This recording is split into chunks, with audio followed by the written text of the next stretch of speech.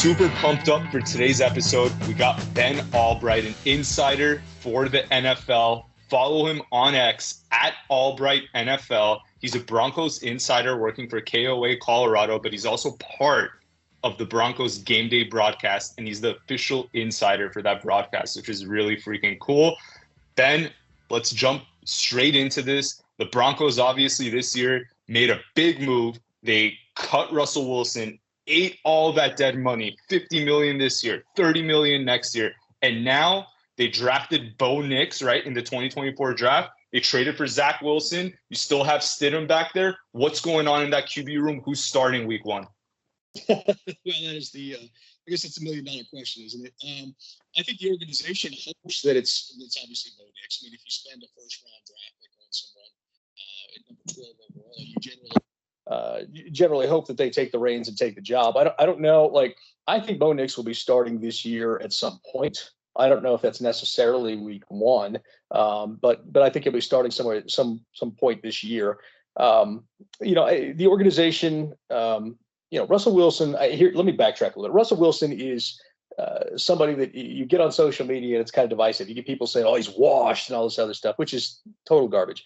Russell Wilson isn't washed at all. He's just very good at a very sort of narrow set of circumstances, right? Extremely good at those things and not good at some of the other things. And those things that he needs to be good at in Sean Payton's offense are not the things that he's good at. He's best at throwing outside the numbers, improvising. He'll take some sacks, but he'll make some home run plays. In fact, when he got benched last year, he was top 5 in the NFL in passing touchdowns. So, the idea that he's washed is ludicrous. That said, he just wasn't a fit for Sean Payton. Sean Payton's a schedule-based offense. You don't take sacks. You don't turn it over, that kind of stuff. And you matriculate. I hate that word, but you matriculate down the field in small chunks and keep it positive and keep it on schedule. And that's why guys like, for instance, Teddy Bridgewater have had massive success in that in that offense. If you're careful with the football and you're able to just take what they give you, you'll be fine in it. So Russ is not that guy. So they eat the money and they move on. Stidham, sort of that guy, a little bit, can be, we'll see. But they go out and draft Bo Nix, who is definitely that guy. Trade for Zach Wilson, who is in no way that guy. And, they're trying to see how that shakes out. I would say that, I've been to all the OTAs, the mini camps, all that kind of stuff. And I would say right now, Jarrett Stidham would be QB1, Bo Nix would be QB2, and Zach Wilson, a distant QB3 at this point. But that's to be expected. I mean, Jarrett Stidham has a year in the offense. He knows these receivers. So that judging that right now is really a false sort of judgment. I mean, he looks smoother out there because he knows it. Meanwhile, Bo Nix has had two weeks worth of practices. Same thing with Zach Wilson. So I'm not really holding that against them. As far as it goes, though, I mean, organizationally, I think they'd like Bo Nix to take the reins and take the job. And I would suggest that they're doing everything they can to kind of empower him to do that. He just has to sort of clear the Stidham hurdle while there's a Zach Wilson wild card there in the background. So I know that week 2, Broncos and Steelers are facing off, obviously, Russ's new team. I forget where that game's being played, whether it's in Denver or in Pittsburgh. But how do you think Russell Wilson's going to fit in Pittsburgh? Like you said, he wasn't doing bad when he got benched. It was more of a contractual dispute. They didn't probably want to pay injury guarantees in the event that Russell got injured towards the end of the year. So how do you see Russell Wilson fitting into Arthur Smith's offense in Pittsburgh? Well, I think he fits in a lot better. Arthur Smith's offense is a run-heavy offense that's built on creating play action passes, specifically with deep crossers and the over. And I think Russ is a dynamic fit for that. In fact, I know that the situation with the Broncos was deteriorating. Everybody knew it. Sean Payton knew Russ wasn't going to be back, midway through the year. Russ knew Russ wasn't going to be back midway through the year. And so there was some back channeling going on there with Arthur Smith, who was then with the Falcons. That would kind of sort of be how that shook out. Russ and his team wanted Arthur Smith as their guy, and he wound up in Pittsburgh. It sort of just worked out for everybody. I think the fact that he's on a veteran minimum deal because the Broncos are paying so much this year sort of helped facilitate that. And then the Steelers, they went out and they're the one team who at that point it made sense for Justin Fields to join. You don't bring. I don't think very highly of Justin Fields. Let me start there. I don't think very highly of the quarterback. He's not very good. But you don't bring a player like that in to be a backup. You're building an offense around a guy like that. And if he's backing you up, it doesn't matter who your quarterback is. You have to change your whole offense to do what he does, right? Well, if you got Russ in there, now all of a sudden you've kind of got a scenario where Justin Fields can actually be a legitimate backup and learn. So it kind of worked out sort of for both those quarterbacks as well as Pittsburgh financially. And the Broncos feel like that they've got their guy in Nick. So, kind of feels like it's worked out for everybody so far. But yes, that is a very anticipated game here in Denver. Tough ticket already. Which, there haven't been a lot of tough tickets in Denver the last couple of years, but tough ticket for that one. And, I'm looking forward to it. I really am. I hope the fan base here is sort of a bit bitter and maybe a bit vitriolic towards Russ. I'm not. I don't think it was his fault. I mean, year one, you had an absolutely laughing stock situation at the head coach. And then you had year two where he just was not a fit for the offense. And so, I don't blame Russ. If you were willing to sit down, hire somebody, and build an offense around what Russ can do, then I think he could have been successful, and he was to a degree successful. I mean, like I said, he was top 5 in passing touchdowns. So it wasn't like he was bad. But I think there would have been more opportunity for excellence if they'd done that. At this point, though, you got a coach who doesn't run that. He got his guy. I think it's no harm, no foul. Everybody's moved on, but I'm looking forward to seeing him come back and seeing if there's a chip on Russ's shoulder. I wish that game was in prime time. I don't know what the schedule makers were thinking there, but I want to circle back to something you said about Russ's team wanting to work with Arthur Smith. Now, there's a crazy scenario where Arthur Smith doesn't go off on Dennis Allen in week 18, right? And he keeps his job. I don't know or maybe Atlanta keeps that game close because they were getting blown out. Maybe he would have been fired anyways. But let's say that Arthur Smith keeps his job in Atlanta. Do you think it's possible that Russell Wilson would have ended up with the Falcons had Arthur Smith kept his job? I guarantee that would have happened. And probably would probably have his back up there as well. So I guarantee that if Arthur Smith had kept his job, which was a possibility down the stretch, that he would have been. Yeah. I mean, I see that fit because Russell Wilson is more of a, he's not the Sean Payton type of QB, right? But with Arthur Smith, he's a little more conservative. If it's not there, throw it away. That's exactly what Russ does. And they drive Payton crazy, but might fit in Atlanta. Let's go back to Denver. I want to talk about their running back room a little bit. I've been seeing some rumors that maybe Javonte Williams isn't really looking too hot as in the early part of this offseason. Do you expect him to lead the backfield next year? And is there a chance that he's not even on the team come week 1? I suppose there's a chance he's not on the team in the same way there's a chance that everybody's not on a team. The idea that he had not looked good, I'm still trying to track down the source of this rumor because it's absurd.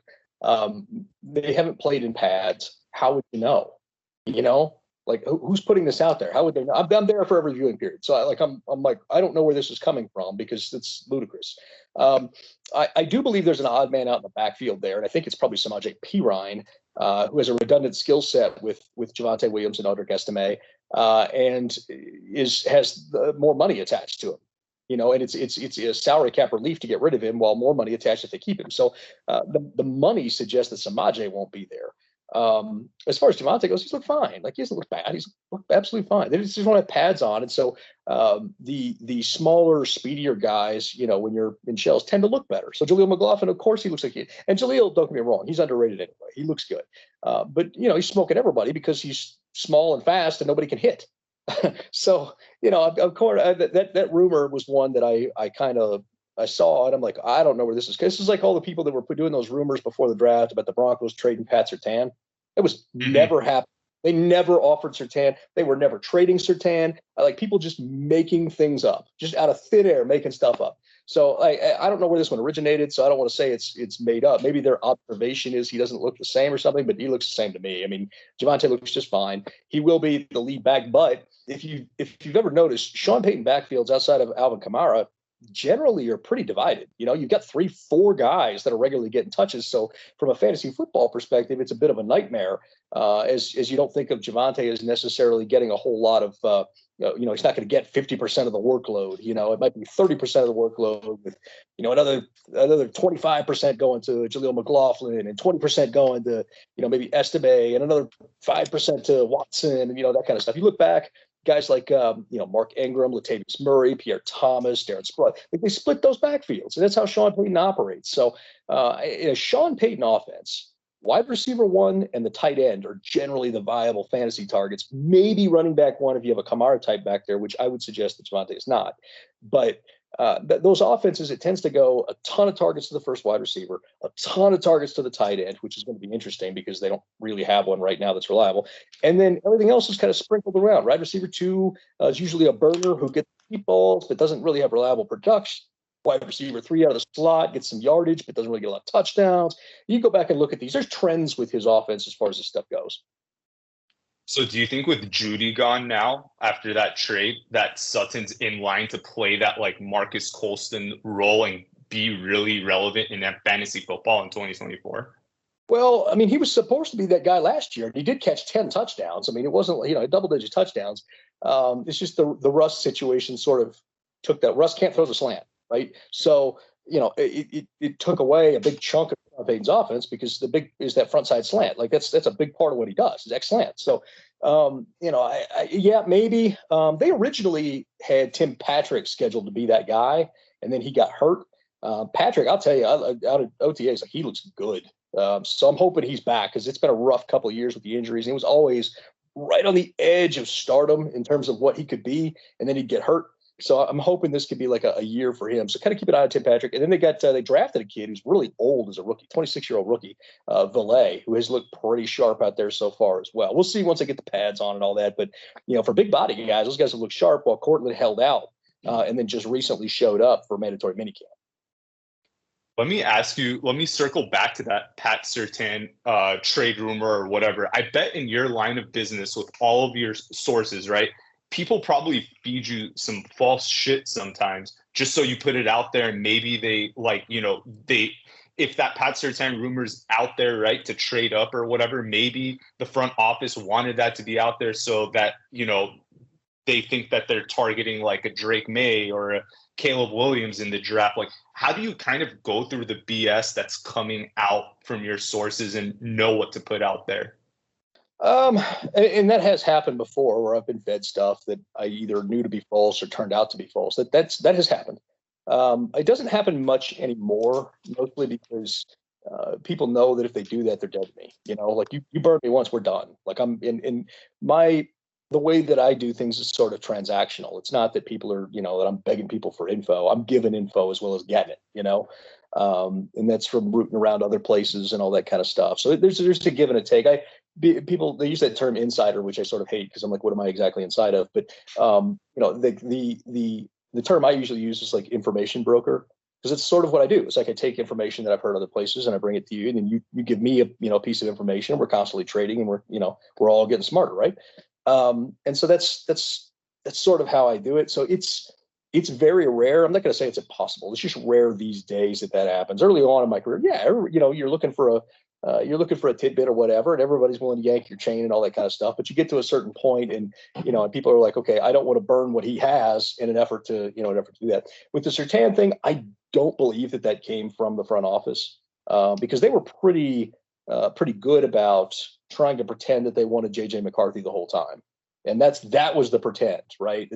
And you didn't need Surtain to get up there and get McCarthy, like you never did. And so I think I don't believe, based on the sources that I talked to, that originated based on their reactions anyway. I don't believe that came from the front office. I believe that came from somebody just putting something out there saying, hey, the Broncos want to trade up for a quarterback. Here's how they do it. And it would be the one way you could do it. Because frankly, they didn't have any tradable assets. They've been exhausted from picks from the from the Russell Wilson and Sean Payton trades. Payton cost them a first and a second, and then Russ, of course, cost them all this stuff. So they haven't had picks to trade. And they really don't have anybody. You look around the roster, like who you trading for to move up there? Pat Surtain's the only jewel that you had, really. So I think that's where that came from. I know it was not legitimate. I knew it wasn't legitimate the whole time. You go back and look. I've been saying Pat Surtain wasn't getting traded for since January or whatever these things first cropped up, February, whatever it was. So excuse my ignorance on this, but in your business, is it possible for someone to, I know you said if someone lied to you and gave you false shit and you put it out there, you're done, bridges burn. But could it be sort of like, hey, Ben, like, I need you to float this out there and, not, this isn't true, but will you float this out? Does that sort of happen or not really? I would say that is approached differently as far as that goes. And for me, like, I'm not going to sit there and lie to the audience. But I have straddled that line a little bit. I did obfuscate a little bit on the McCarthy stuff and kind of tweeted JJ McCarthy tweets to kind of, be like, hey, I'm trying to think of something else that, some shenanigans that I was involved in, but I not really, not generally no. And not that kind of thing, but they can, it's never said verbatim like that. If somebody does something like that, it's more of a, it'd be real helpful for us if this McCarthy smokescreen, kind of took off kind of thing, that it might be intimated in that way. Nobody's ever come to me directly and been like, hey, here's what we're going to do. We're planning out this elaborate hoax and we need you to get on Twitter and say, X, Y, or Z. That's never happened. Right. Okay. That makes sense. You brought up the trades for not only Sean Payton, but Russell Wilson. So George Patton right now, I mean, his big moves since taking that job, right? Like he hired Nathaniel Hackett. He flamed out that. He traded all these first round picks, handed Russell Wilson a contract before he even took a snap for the Broncos. And then obviously traded a first round pick to the Saints to bring Sean Payton after he fired Hackett. Do you think that, is it fair to say that the guy's on the hot seat? Because it just feels like one bad move after the other. It remains to be seen that Payton's a bad move, but I mean, it's certainly looking like it's trending that way. Well, I'll say this. Not everything that George Patton has been blamed for is on George Patton, really. If you go back to the Hackett hire, that was a 9-person committee, which the previous general manager sort of had his thumb on the scale saying, hey, if we hire this guy, I can deliver Aaron Rodgers. Multiple people on that committee wanted Hackett and wanted the Rodgers and bought into the Rodgers thing and wanted that to be the case. George was trying to be collaborative in that first, hiring thing and do all that kind of stuff. George wanted to hire Dan Quinn or John Gannon. There were other people that had other, Darren Muji, of course, wanted Kevin O'Connell, who was his roommate back in college. So, obviously biased there. The final 3 candidates were Dan Quinn, Kevin O'Connell, and Nathaniel Hackett. And they got swung on the idea that they were going to get Aaron Rodgers. By the way, the 4th person in there, the last person that was called and told they didn't make the final cut was John Gannon, just to back up these things that I'm telling you. I'm not just pulling them out of thin air. So the coaching hire in and of itself, a lot of that was predicated on the fact that there were people that had fingers in the organization, were previously with the organization, that kind of stuff, promising the new general manager, hey, we can deliver Aaron Rodgers if you hire this guy. And then, of course, it didn't. And then, of course, Hackett is a heck of an interview. Whenever you meet the guy, he's the nicest guy. You can't help but root for him, right? There's a reason he keeps getting jobs, even though he's obviously not that good at it. It's because he's a fun guy and everybody loves him. And he interviews really well. He's this plan to coach the coaches, and I'm bringing this guy in to evaluate how we do, this and all this kind of stuff. And it sounds good. And then you get in and you realize the guy has no clue what he's doing. And they had to hire a guy who was selling hyperbaric chambers to manage the clock in week 2, who wound up being the interim head coach when he got fired. It's I think that decision you can partially blame Payton on for being so collaborative and not, but he was being sold a bill of goods in the sense that they were going to get Rodgers when that was obviously not the case. With Russell Wilson, they pivoted to Russ. They'd had some back channel conversations, but they pivoted to Russ after Rodgers informed them, which was right before the combine. It was that weekend before the combine that year. I know he put it out on McAfee like a week and a half later, but that was when they knew.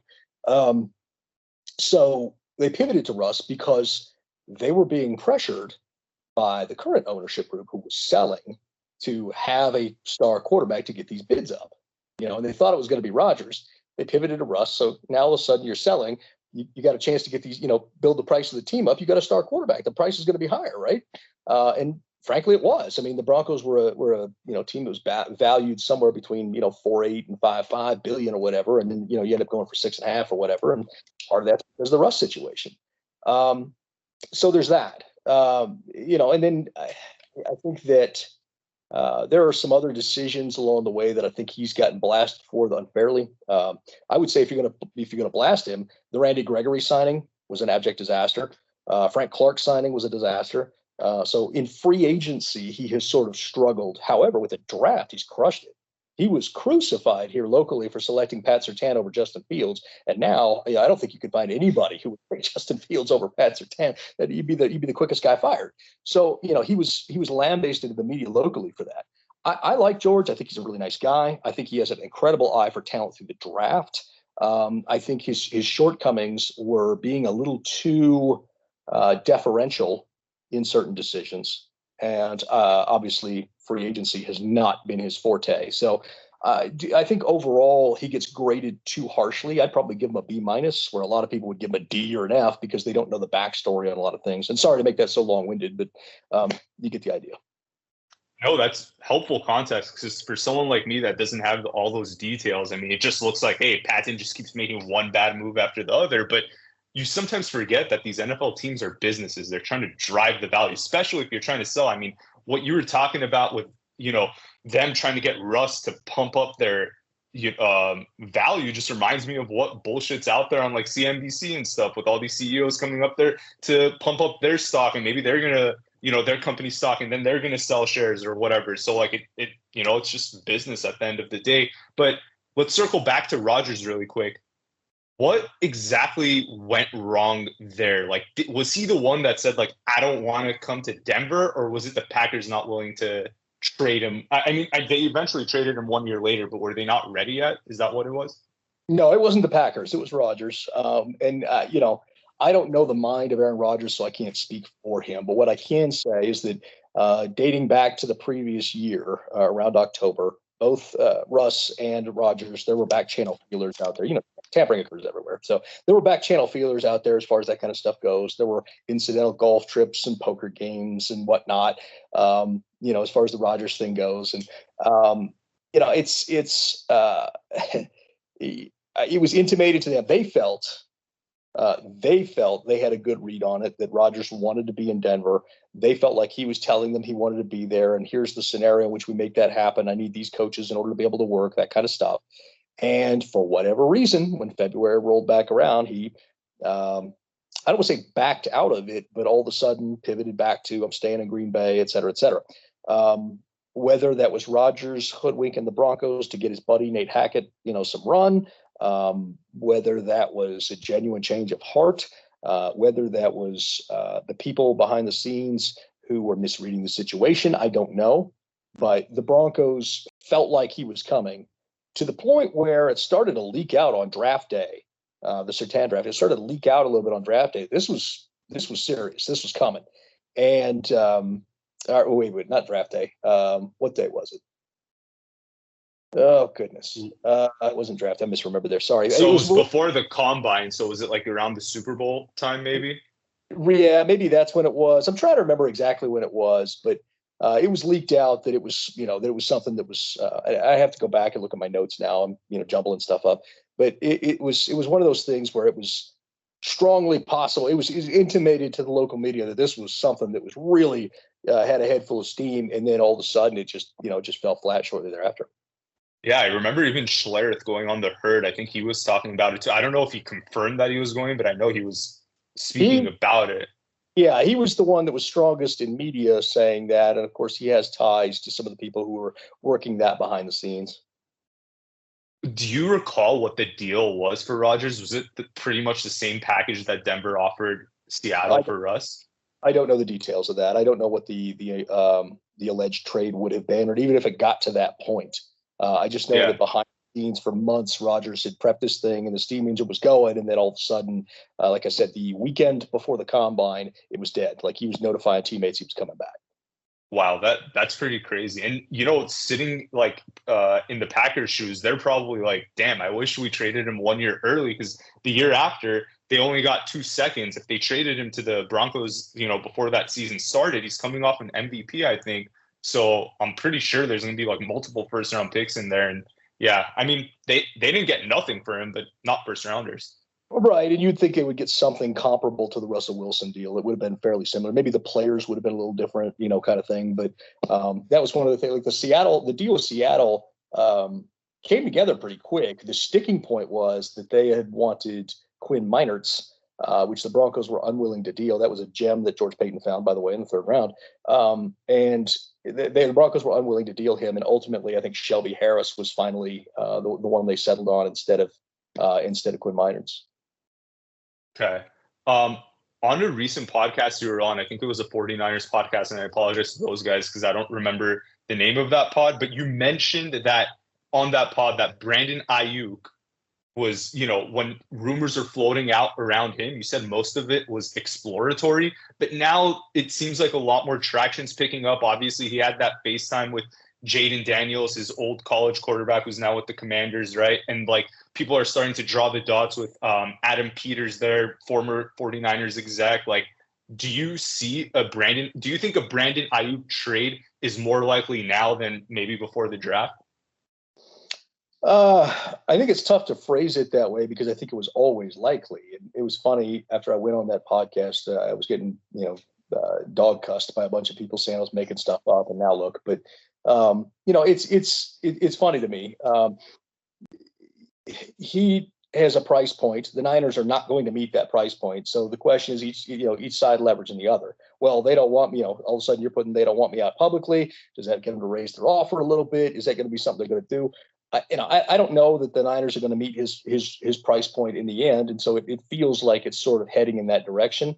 The Niners do want to keep him. They just don't want to keep him at $35 million a year. And so that's sort of the thing. I mean, when you're the Niners and you've got so much money allocated so many other places, it's tough to do that. So, and you've got the Brock Purdy contract coming up here soon too. So, is it more likely? I mean, phrasing it that way is tough because I think it was always likely. I think the question now is it more imminent? And in which case I would say probably, simply because you're going to have to start making decisions. You're at the point now where the clock is ticking. You're after the draft. There's not other options for you to go back and backfill anything. So I think more imminent is probably the way to look at it. If I'm the Niners, I probably sit on this a little bit into training camp for several reasons. One, if you're trading for a draft pick now, it's going to be next draft, right? And if you trade Aiyuk, ostensibly the team you traded to is going to be that much better for having him, right? So if you're waiting through camp a little bit, you're sort of slowing down his impact, maybe, hopefully a little bit. You're also probably accelerating value there because if somebody gets hurt, maybe it creates a broader market for Brandon Aiyuk. And I would suggest that I know of two teams that would definitely be in on him. But I would suggest that they probably need 3 or 4 more teams in order to get the value, the bidding up to where they need it to. Do you think Denver's in the running for Aiyuk? Yep. No, okay. Don't have the cap situation. They just don't. The other part of that is Sean Payton. If you ever look at how his wide receiver rooms are constructed, they typically pay wide receiver 1, and then everybody else is on a rookie deal or a cheap deal or whatever else. And you've got guys right now. I mean, Patrick took sort of a pay cut and restructured his deal. Cortland's getting close to the end of his, but still on a big deal. They just brought in Reynolds in free agency. They got a ton of draft picks. Receiver is not a need for the Broncos, I don't believe. Okay. On that same podcast, you mentioned that Denver was shocked, as was the rest of the NFL, when the Falcons took Penix at number 8. Just a caveat, I'm a Falcons fan. I try to stay objective when I speak about them. But what I've been hearing, and I want to get your take on this, is originally their plan was to actually get a defender like a Laiatu Latu, right? And then trade back in to get Penix in the teens. But what happened was people were calling them at 8, trying to trade up from Penix, people like the Saints and the Raiders or whatnot.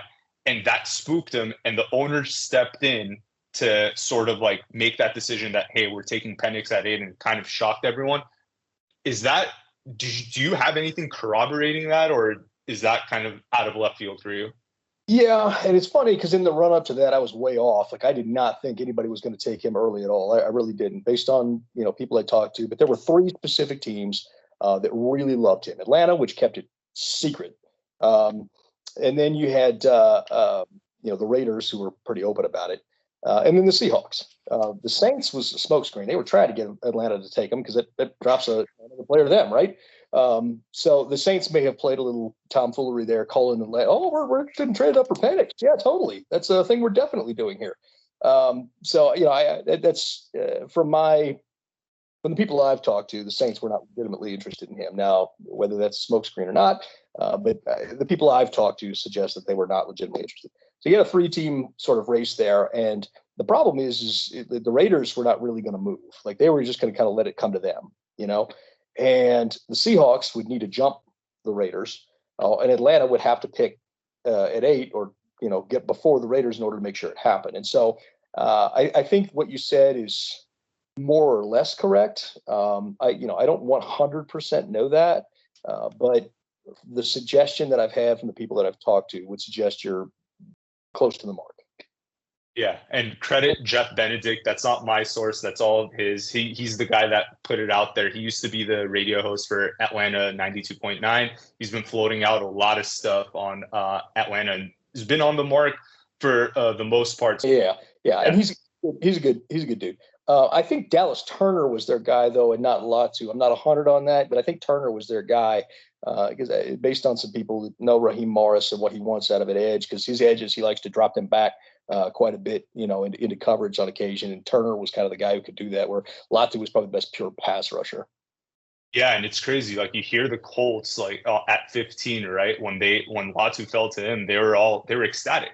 They were like, we got the best pass rusher in the draft. So let's shift gears to Stafford, because there's some news going around today. Actually, I think Rappaport dropped something yesterday that he's looking to rework his contract, right? Like, he wants more guaranteed money. I don't think there's a lot of guarantees in the next couple of years. And he might even want a pay raise. What are you hearing with Stafford? Do you think a new deal gets done with him? They may spiff him, but I don't like. It's tough. He's got back and elbow issues. That some of that's public, some of it's not. His body's starting to give out on him. So I get it in the sense that, you need to cash in now in order to secure that money, but that's going to be tough because the Rams know all those things. So they may spiff him, in some way for that. As far as him getting like a full new deal, I don't think that's happening, but they may spiff him a little for what he's contributed, what he's done, and build something in to where he gets a little more guaranteed money. But, the Rams know he's not the long-term answer. They were one of the teams that was after Bo Nix. So, I don't know. I don't know that he's going to get a ton more money. They may top him off a little, but I couldn't see any type of new deal, especially nothing in the Goff, Burrow type range, who just got a contract just a little bit ago the other day. And nothing in that sort of deal. Weren't the Rams trying to move off of Stafford last offseason, or was that just a smokescreen? Were they always going in with Stafford in 2023? Combination. I mean, they had some targets. It wasn't like they were trying to deal him. They had some targets that they could maybe make work if they did, and so it's more of an if-then scenario than a, hey, we want to dump this guy. Like, if we can get this guy, then so be it. If not, kind of thing. So if we can get Dak Prescott in here, then, that kind of thing. That makes sense. Well, okay. I want to wrap up with 2 more questions for you, Ben. So first of all, Broncos win total this season. Where do you think they end? Do they make the wild card? Do you think that they're competitive this year? I think they'll be competitive. The question is how many wins they'll get. I think they'll be much more competitive than they've been. The defense is going to be a little bit different this year. The last whatever years it's been the Fangio thing, and it's been a variant of that when Avera was there. And then last year, Vance Joseph sort of ran a variant of that for continuity's sake. I think this year you're going to see more of Vance's defense, which is a lot closer to what Wade Phillips does, which is almost antithetical to what Vic Fangio does. Vic wants to send the least amount of people he needs to at the quarterback, drop everybody else back. Vic wants to play middle of field open coverage. Never blitzes a DB, any of that kind of stuff, unless it's a zero blitz. Vance is the other way. He wants to bring pressure from everywhere, get after the quarterback, put his guys on an island, middle of the field closed. So I think defensively, you're going to see the Broncos return to what they were running during the Super Bowl year, I guess I should say. And then, offensively, I think you'll see a more efficient offense. Now, whether or not that leads to more points remains to be seen. But with the Russes, it was when Russ was running things, I always compared it to Adam Dunn. And I don't know if you ever know much about Adam Dunn, the baseball player, but for Dunn, it was either a home run or strikeout. He batted 250 and he was hitting a home run or he was striking out. And so, with Russ, it's kind of like that. You getting the home run or you were punting. And so I think with Nix or Stidham, I think with one of those two, you're probably getting something that's a little more in line with what Sean Payton had when he had Teddy Bridgewater running the show. Now, Bridgewater went something like 5-0 as a starter with Sean Payton. It's steady, efficient. We're just going to, we're going to nickel and dime you up and down the field and dare you to stop it.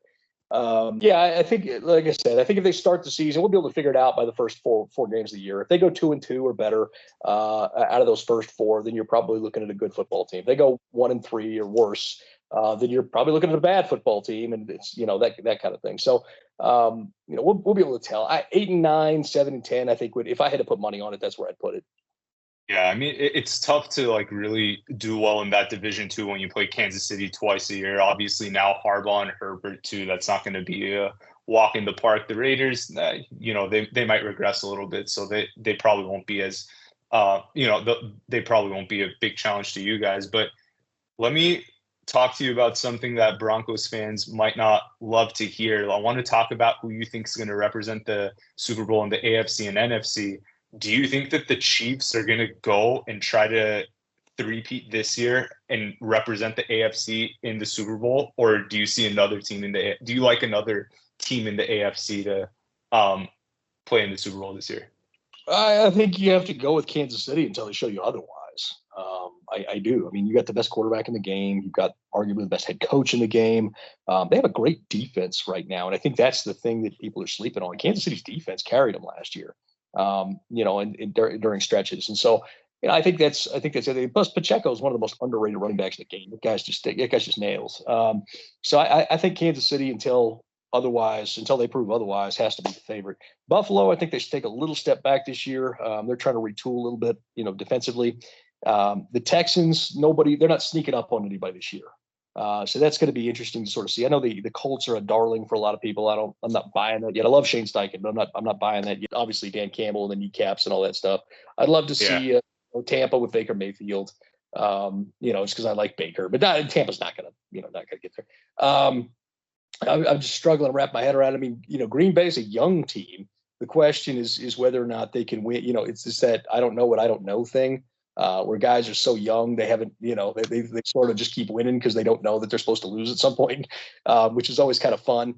But that's a tough division with Detroit in there, and I think Chicago will be improved. Minnesota's kind of just languishing, and then over the West is interesting. What does Seattle look like with new coaching? You got Michael McDonald there. Are they going to ride like the wind of the championship? You've got, that's the best joke I've ever made about Michael McDonald. But you've got a Rams team that's always going to be tough. Of course, you've got the Niners, and I think Arizona is somebody that people are sleeping on because I love John Gannon as a coach, and I think people are sleeping on them a little bit. So you got to keep your eye out there. On the East, I mean, I don't think the Giants are going to be a factor. The Eagles, it's going to be interesting if this thing works or if it blows up in their faces. I like the Commanders as a sleeper team. I think Dan will have that defense humming, and that offense with Kingsbury just handling the offense might be the best thing for him. The question is whether the rookie gets it right away. And then you got a Cowboys team that's just stacked, but at the same time, they're playing for their jobs. They're playing it's Super Bowl and we're blowing this thing up and bringing in Belichick. So I think the NFC is tougher. Who gets hot at the right time really is the right answer there. But I would suggest Arizona's a sleeper to keep your eye on. And, I probably like I probably like the Niners out of there. I know that's a chalk pick, but I probably like the Niners out of there. So you're going with the Super Bowl rematch, Chiefs-Niners. Who wins this time? Who do you think takes it? I don't think it's the Chiefs. I mean, I just, Kyle Shanahan gets the tight cheeks in big games. Kyle's Denver's native son, so I don't want to slander the man, but man, does he get a case of the tight cheeks in big games. And until he proves otherwise, I got to go with the guy who keeps winning them, and Andy Reid. Yeah, trust me, I'm well familiar with Kyle Shanahan choking in big games.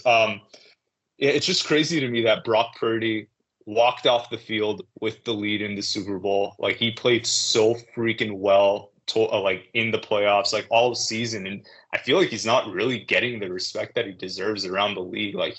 he had some pretty crazy like come from behind wins against Detroit, Green Bay, and again going toe to toe with Mahomes in the Super Bowl is like no small feat. So excited to see what he does. I don't know if they'll win. Feels like, after 2 long postseasons, getting to the NFC Championship game, getting all the way to the Super Bowl, are they exhausted? Is there some like fatigue there? Same thing with the Chiefs too, right? Like you're talking about like a team that's been making such deep playoff runs for a long time. Travis Kelce's getting older. Like I don't know if they can do it. I mean, there's a reason why no one's really three-peated, right? So it'll be interesting to see if they could do it. Yeah, I think so. And I think, here's the thing about Brock Purdy is that Tom Brady wasn't Tom Brady until he'd done it a few times, right? I remember early in Tom Brady's, they were calling it a fluke. They called it a fluke, and so with Brock Purdy, I mean, I'm not trying to, it's tough when you're invoking Tom Brady all of a sudden, but I think Brock doesn't get the respect that he deserves. He's just very good at the least sexy brand of football ever. And I think that in the end, I think that once he does it enough, he'll get his flowers. I think right now there's people that want to discredit him. You know how that is. Everybody's got to have a take, right? You got to separate yourself, and so I think that's how people do things. They try to call him, what is it, a game manager or whatever, which is all a quarterback is really anyway. So at the end of the day, I think Brock will 2-3 years from now we'll be laughing at the people that were saying that Brock Purdy was an aberration. Yeah, I mean, look, Brady, even when he had the 3 Super Bowls, people were saying he was not good as Manning.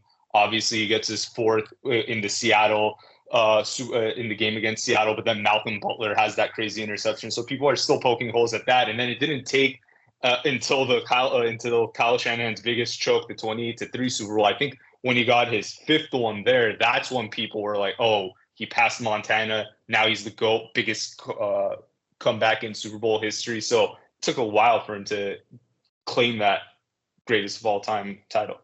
Yeah, I think there was like 2 groups of people left before that Super Bowl. One group came over after the 28-3, and there was still one group of diehards that was still out there trying to pretend like Tom Brady wasn't the GOAT. And then he goes to Tampa. He leaves New England, goes to Tampa and at that point it's just like, dude, this is there's no excuses left. It's not Belichick. Yeah. This dude.